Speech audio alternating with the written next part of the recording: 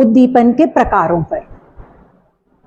मैंने कहा कि एक नेचर, या अभी मैंने ब्लैक का एग्जाम्पल लिया, तो मैंने कहा खुशी के इमोशंस डेवलप कराने हैं कि दुख के इमोशंस डेवलप कराने। इसका मतलब है उद्दीपन में भी कुछ गुण दोष होते हैं, उद्दीपन का भी कोई ना कोई टाइप होता है। आपको डांट पड़ रही है और पीछे से ढोल बजने लगे, क्या ये कंडीशन को सूट कर रहा है? नहीं ना।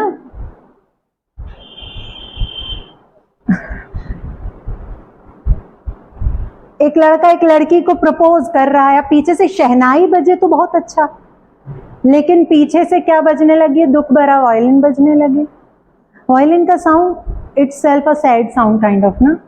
जब तक उसमें गति नहीं आती तब तक ना भाव बहुत रोमांटिक नहीं डेवलप होते, तो थोड़े से डल सैड वाले। तो क्या होने लगा? दुख भरा। क्या ये सूट करेगा? नहीं। तो उद्दीपनकारी जो भी तत्व हैं उनमें क्या होना चाहिए? उसमें भी क्या है? कुछ उसके गुण हैं। जैसे सबसे पहले चीज जो मैटर करती है उद्दीपनकारी तत्वों में, वो है आलंबन का गुण। आलंबन का गुण, एक व्यक्ति है वो सेंसलेस है, उसको कुछ समझ नहीं आता। ठीक है यार, डांट दिया ना, ओके ठीक है, ठीक है, तुम पास हुए हो, मैं क्यों नाचूं, बजा लो ढोल। उसमें कुछ नहीं हो रहा। ये आलंबन जो है वो एकदम कैसा है? सुस्त आलंबन। आलंबन का गुण है ये, उसके भाव प्रभावित नहीं हो रहे। यूजुअली निगेटिव थॉट वाले लोग ऐसे होते हैं ना, उन्हें आसपास की सराउंडिंग्स में होने वाली चीजें बहुत प्रभावित नहीं करती। उन्हें अपने साथ कुछ हो तो सब कुछ प्रभावित करेगा। तो ये क्या है? ये आलंबन का गुण है। गुण किस प्रकार का है? तो उन्होंने कहा कि भाई या तो उसमें क्या होना चाहिए? तीव्र संवेग उत्पन्न होने चाहिए या नहीं होने चाहिए। ये क्या है? आलंबन का गुण है। सही है। कोई आपको बार बार बार बार बार बार डांटता रहे, आलंबन कैसा है? खड़ूस टाइप का है। यह आलंबन का गुण है। सही है। आलंबन मैं हूं ना, अभी अभी अपन ने बात की, आप आश्रय थे, मैं आलंबन थी जब मैं आपको डांट रही थी। यह आलंबन का गुण है। दूसरे देखिएगा, आलंबन की चेष्टाएं। मैं यहां से खड़े होकर जनगण मन अधिनायक जय है ऐसे आपको पढ़ाऊं तो क्या आपको चीजें जल्दी समझ आएंगी? नहीं। चेष्टाओं का मतलब होता है भाव भंगिमाएं। Way of expression is called चेष्टा। किसी चीज को जोर से बोलकर मैं अपनी बात को आपके अंदर इस्टेब्लिश करती हूं। कभी कभी बात को क्या कर लेती हूं? थोड़ा सा मंद स्वर में बोलती हूं। ये सब क्या है? ये हैं आलंबन की चेष्टाएं। ठीक है, आर यू गेटिंग मी? सड़क पर लोग चल रहे हैं, दाएं से बाएं से निकलते जा रहे हैं। ठीक है, कोई व्यक्ति निकला, उसने आपको देखकर एक अच्छी सी स्माइल दी, चेष्टा। Are you getting me? वह व्यक्ति आलंबन है। हो सकता है वो एक खुश मिजाज व्यक्ति हो तो ये उसका गुण है, लेकिन उसकी स्माइल जो है वो आलंबन की चेष्टा है। ठीक है, उसका जो वे ऑफ एक्सप्रेशन है उसको हम कहते हैं आलंबन की चेष्टा। Getting me? बात समझ आई? तीसरा होता है आलंबन का अलंकार। आलंबन, कैकई कोप भवन में जा रही हैं, सज धज के तो जाएंगी नहीं। कोप भवन में जा रही हैं, हम सबने रामायण देखी, कैकई ने बाल खोल दिए, कैकई ने अपने संपूर्ण श्रृंगार अलग कर दिए, जो भी आभूषण थे उन्हें अलग कर दिया। ये सब क्या है?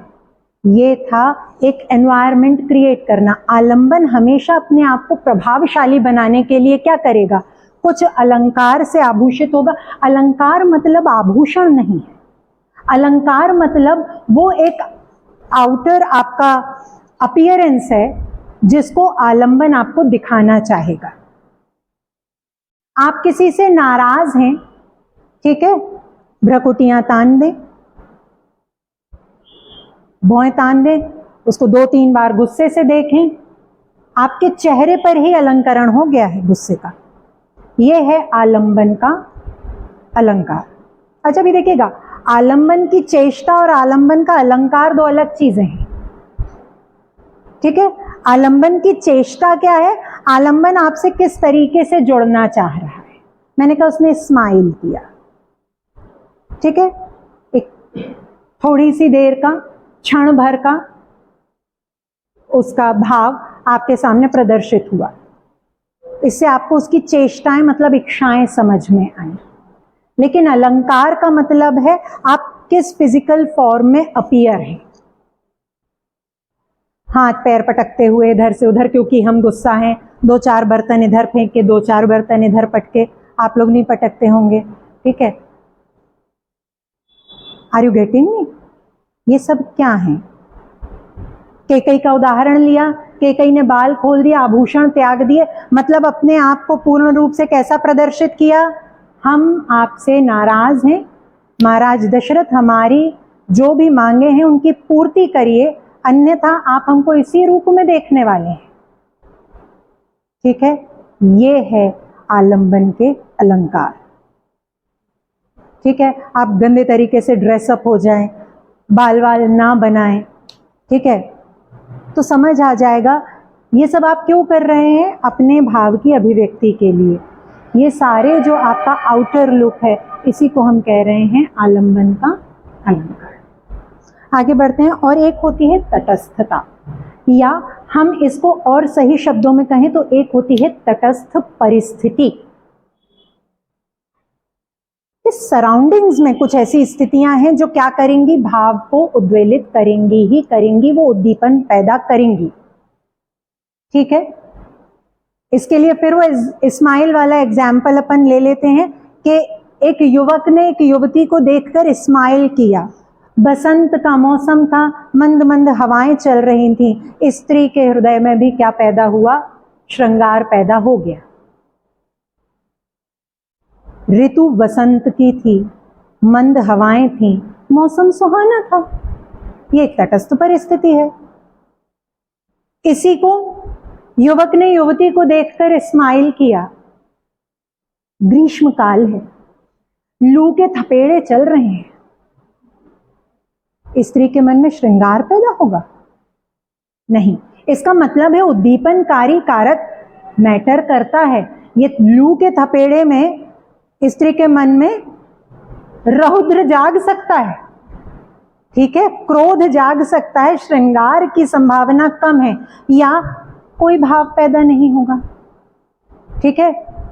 मनोभाव की उत्पत्ति के लिए आपके आसपास उपस्थित तटस्थ परिस्थितियां बहुत मायने रखती हैं। आप किसी क्लब में जाकर, किसी पब में जाकर पढ़ाई नहीं कर सकते। पढ़ाई करने के साथ या पढ़ाई करने के लिए आपको शांत रस चाहिए, आपको निर्वेद चाहिए, दीन दुनिया से विलगता चाहिए। आप बैठकर पढ़ना चाहते हैं और वहां चल रहा है डिक्चिक डिक्चिक डिक्चिक डिक्चिक, अब वो मन ऐसे ऐसे हो रहा है, तो कहाँ का शांत है? क्या ये शांत है? नहीं है। इसका मतलब ये उद्दीपनकारी जो तटस्थ परिस्थितियां हैं, इनके कारण क्या होता है, स्थायी भाव प्रभावित होता है ना। और स्थायी भाव प्रभावित हुआ, इसका मतलब क्या प्रभावित हुआ, श्रृंगार रस, हास्य रस, रौद्र रस, सब बदल गया, ठीक है। यानी कुल मिलाकर उद्दीपन की जो परिस्थितियां होती हैं वो बहुत मैटर करती हैं कि रस किस प्रकार का उत्पन्न होगा। आगे बढ़े। स्थायी भाव विभाव के बाद जो तीसरा तत्व आता है वो आता है अनुभाव। स्थायी भाव और विभाव के कारण जो आश्रय होता है उसको कुछ अनुभव होते हैं। Are you getting me? या हम ये कहें कि आलंबन और उद्दीपन के कारण क्या उत्पन्न होते हैं, कुछ अनुभव होते हैं, उन्हीं को हम क्या कहते हैं, अनुभाव कहते हैं। अनुभव किस तरीके के, देखिएगा यहाँ पर उसके भी प्रकार बताए गए हैं, सात्विक, कायिक, वाचिक, आहार्य, इस सबको अभी हम देखेंगे एक एक करके। लेकिन इसको सबसे सरल शब्दों में यदि आप समझना चाहते हैं कि मम्मी ने बहुत जोर से डांटा है, साथ में पापा जी ने भी जोर से डांट दिया, तो पापा थे उद्दीपनकारी तत्व, मम्मी थी आलंबन, आप हैं आश्रय। अब इन सब के कारण एक अनुभव हुआ। अनुभव कैसा था? आप बहुत दुखी हो गए, एक स्थायी भाव आया आपके अंदर, करुण रस की निष्पत्ति हो गई है। ये एक्सप्रेस हुआ आपके बहते हुए आंसुओं से। ये अनुभव प्रदर्शित हो रहा है आपके प्रवाहित अश्रुओं से। ये आंसू ही हैं आपका अनुभव। Getting me? ठीक है। ये सब किसके अंदर होता है? आश्रय के अंदर। युवक ने युवती को स्माइल किया, युवती ने घूर दिया, युवक मुंह लटका के खड़ा हो गया। Are you getting me? ये युवक का मुंह लटकाकर खड़े हो जाना, ये है अनुभव। ठीक है, आ रही है बात समझ? एट द सेम टाइम युवक ने युवती को स्माइल किया, युवती ने भी स्माइल किया, जिसके कारण युवक के चेहरे पर डबल स्माइल आ गई। ये डबल स्माइल जो है, ये क्या है? अनुभव है। Getting me? बात समझ रहे हैं? ठीक है। मैंने पहले भी कहा, आप युवा हैं तो ज्यादा बेहतर तरीके से श्रृंगार, संयोग श्रृंगार, वियोग श्रृंगार, इस करुण रस, इस सबको ज्यादा समझेंगे बजाय वात्सल्य के और वीर रस के। वीर रस के लिए जरूरी होता कि आप क्रांतिकारी टाइप ऑफ, है ना, किसी मूवमेंट में होते। अब इस स्थिति में सबसे सरल उदाहरण के साथ, ठीक है, युवक युवती, एक स्माइल, और स्माइल मिल जाने पर रिस्पॉन्स कैसा आया? स्माइल के रूप में। तो क्या हो गया? युवक को और ज्यादा खुशी का अनुभव हुआ। ये सब क्या कहलाता है? आपका अनुभव कहलाता है। ठीक है। अनुभव 4 प्रकार के: सात्विक, कायिक, वाचिक, आहार्य। सात्विक का मतलब है जो आपके मन में, आपके हृदय में उत्पन्न हो। ठीक है। एक स्थिति, परिस्थिति या एक ऐसा अनुभव जिसमें हमने कहा हृदय में एक छोटी सी गुदगुदाहट पैदा हो जाए, वो क्या है? आपका सात्विक अनुभव कहलाता है।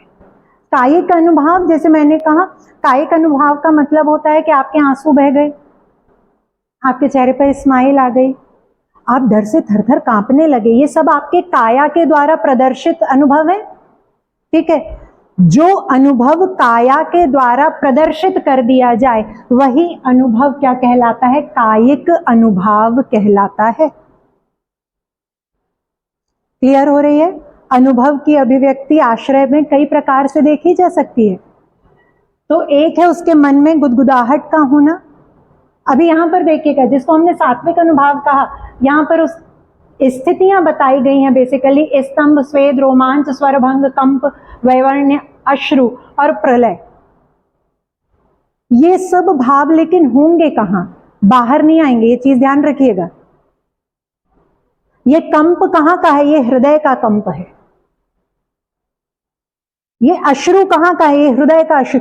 अश्रु यदि बाहर आ गया तो वो कायिक अनुभव है। लेकिन आज मन बहुत दुखी है, मेरा मन अंदर से चीत्कार रहा है, मैं अंदर ही अंदर रो रही हूं। ये जो भाव है, ये क्या है? सात्विक अनुभव है। इसका प्रदर्शन काया नहीं कर रही, इसका प्रदर्शन कहां हो रहा है, या इसका पूरा एग्जीक्यूशन कहां हो रहा है? हृदय स्थल के में हो रहा है। ठीक है, समझ रहे हैं बात को? क्योंकि अनुभव है, कई स्थान मिलेंगे उसको। फिर आता है वाचिक। वाचिक मतलब आपके बोलने में अनुभव। शोक की स्थिति, एक स्त्री जिसके पति की मृत्यु हुई, ठीक है, एक शोका कुल वातावरण, पूर्ण रूप से सभी शोकमय। आलंबन, वह व्यक्ति जिसकी मृत्यु हुई। आश्रय, वो स्त्री जिसके पति की मृत्यु हुई है। अपने पति का शव देखकर स्त्री के मुंह से चित्कार का निकल जाना, हाय ये क्या हुआ, हे प्रभु ये क्या हुआ। ये सब अनुभव है। मेरी बात समझ रहे हैं? लेकिन ये कैसा अनुभव है? ये अनुभव है वाचिक।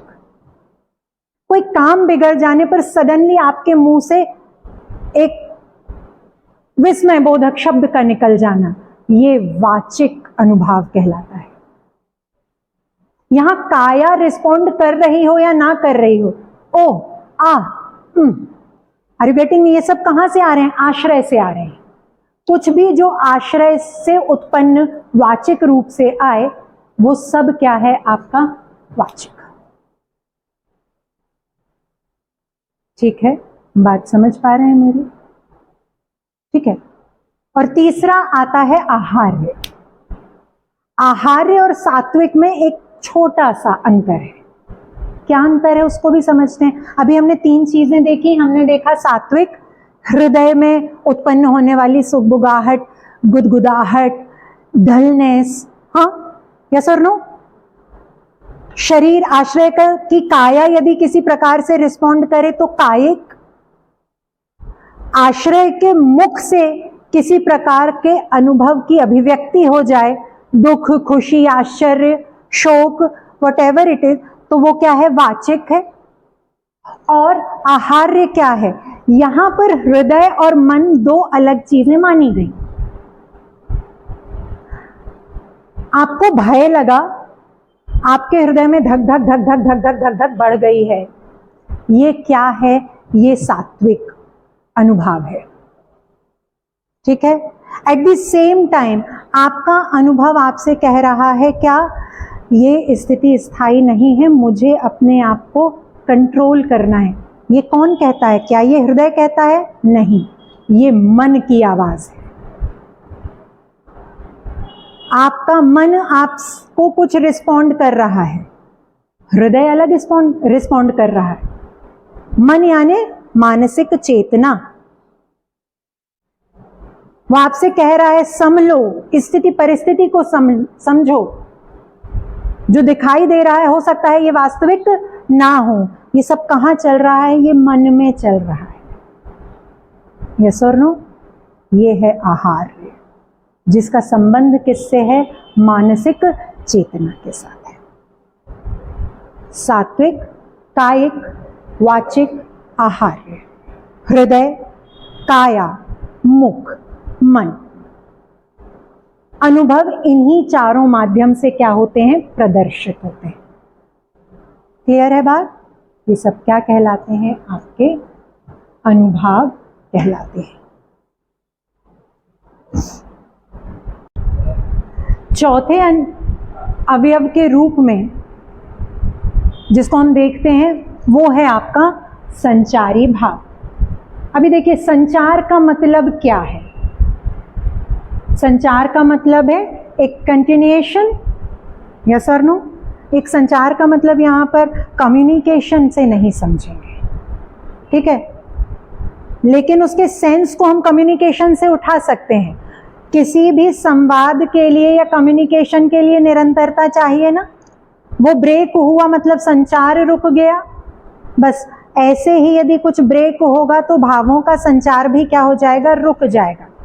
संचारी भाव के लिए एक और शब्द का प्रयोग होता है जिसको हम कहते हैं व्यभिचारी भाव। व्यभिचारी भाव ऐसे भाव जो किसी विशेष स्थिति में जस्ट फॉर अ मूवमेंट आपके अंदर आते हैं, वो स्थायी नहीं है। जैसे आपकी किसी से लड़ाई हो गई, आप क्रोध की स्थिति में हैं, लेकिन जस्ट फॉर अ मूवमेंट आपके मन में एक भाव आया, मारो इसको, लेकिन वो ऐसे आया और चला गया, ठीक है? वो इतना प्रबल तत्व नहीं था कि उसने क्या कराया? आपसे कोई एक्ट कराया। तो व्यभिचारी भाव इज काइंड ऑफ जो आते जाते रहे। स्थायी भाव क्रोध का बना हुआ है। सामने वाले से लड़ाई हो रही है, लड़ते लड़ते आप क्षण भर को दुखी हुए कुछ बोलते हुए, फिर आपने अपनी लड़ाई को कंटिन्यू किया, फिर आपके मन में आया बात नहीं समझता, अभी पीटता हूं, ठीक है? फिर आपने कहा नहीं पीटना है। तो देखिएगा पहले क्या हुआ? आप दुखी हुए, फिर आपके अंदर वीर रस आया, फिर आपके अंदर शांत रस आया। ये क्या हो रहा है? ये सब आ जाने वाले भाव है। आ रहे हैं जा रहे हैं। स्थायी भाव कौन सा है? क्रोध का। गुस्सा आप अभी भी हैं, लेकिन उस स्थिति में भी लगातार क्या हो रहे हैं? भाव परिवर्तन आपके हृदय में लगातार चल रहे हैं। इस प्रकार के भाव को हम क्या कहते हैं? संचारी भाव। और जब भी कोई स्थायी भाव आपके हृदय में होता है ना, तो उसके साथ साथ संचारी भाव भी पैदा होते हैं। यहां तक कि आप देखिएगा, इस चीज को समझ सकते हैं। आपके स्थायी भाव, मान लीजिए आपके अंदर शोक का है, ठीक है? स्थायी भाव कैसा है? शोक का है। आप बहुत दुखी हैं, उसके बाद भी क्या होगा? आपके अंदर कुछ भाव ऐसे बुलबुलों की तरह पैदा होंगे। मैंने अभी एक उदाहरण लिया, बहुत ही हृदय विदारक दृश्य है ये, लेकिन आप इसको बहुत बेहतर तरीके से मुझे लगता है समझ सकते हैं। जहां मैंने उदाहरण लिया कि एक स्त्री के पति की मृत्यु हुई है, स्थायी भाव शोक का है, करुण रस की उत्पत्ति हो रही है। आलंबन स्त्री, आश्रयालंबन, आलंबन जिस व्यक्ति की मृत्यु हुई, आश्रयालंबन या आश्रय स्त्री स्वयं, उद्दीपनकारी तत्व आसपास विलाप करते हुए परिजन, और विषयालंबन युवक की मृत्यु का हो जाना। ठीक है, स्थायी भाव समझ आया, यहाँ पर विभाव भी समझ आया, उद्दीपनकारी तत्व भी समझ आए। यहाँ पर अनुभाव क्या रहा? अनुभाव रहा कि स्त्री का चित्कार कर जमीन पर शव के पास लेट जाना और या बैठ जाना, और उसके बाद कायिक अनुभाव के रूप में लगातार अश्रुओं का बहते रहना, मुंह से कुछ अच्छे बुरे संवाद ईश्वर के लिए, स्थितियों के लिए बोलते रहना, वाचिक अनुभाव। ठीक है, कायिक भी समझ आ रहा, और हृदय जो है वो बिल्कुल अंदर से क्या हुआ जा रहा है? दुख से भरा जा रहा है। सही है, ये बहुत हृदय विदारक है। सारे अनुभव यहाँ पर दिखाई दे रहे हैं हमको। और उसके बाद एक संचारी भाव, स्त्री अपने पति के पास बैठकर अपने पुराने समय को याद कर रही है और क्षण भर को उसके चेहरे पर मुस्कान आई। उसे ऐसा लगा कि नहीं नहीं, ये स्वप्न है। उसने स्वयं को संभाला, एक बुलबुले के रूप में उसके मन में कुछ क्षण को ही सही श्रृंगार का भाव आया, लेकिन अचानक से वो संयोग श्रृंगार पुनः किस में बदला? वियोग श्रृंगार में बदल गया। उसके बाद उस स्त्री में अचानक से क्रोध की उत्पत्ति हुई। वो चीखी चिल्लाई, उसने कहा कि ये कैसी स्थितियां हैं। उसने क्रोध व्यक्त किया परिजनों के प्रति, उसने क्रोध व्यक्त किया ईश्वर के प्रति। रौद्र रस की उत्पत्ति। लेकिन क्या ये रौद्र रस या ये रौद्र भाव स्थायी है? तो नहीं, स्त्री अभी भी दुखी है, करुण रस निरंतर है। जो अप डाउन हो रहे हैं वो क्या है? कभी संयोग के पल याद आते हैं, फिर वियोग की अनुभूति होती है, और फिर तत्काल में सारी परिस्थितियों पर दोषारोपण करती है। वो रौद्र रूप में आती है, चीखती है, दूसरों को आरोपित करती है, और फिर शांत होकर वहीं बैठ जाती है। यस और नो? स्थायी भाव के उपस्थिति में लगातार ये जो मूड स्विंग चल रहा है, ये है व्यभिचारी भाव, ये है संचारी भाव, जो आते जाते रहते हैं लेकिन स्थायी नहीं बनते। ठीक है, तो ये 4 अवयव हैं रस के: स्थायी भाव, विभाव, अनुभाव और संचारी भाव, या जिसको हम व्यभिचारी भाव कहते हैं। इतनी कहानी समझ आ गई?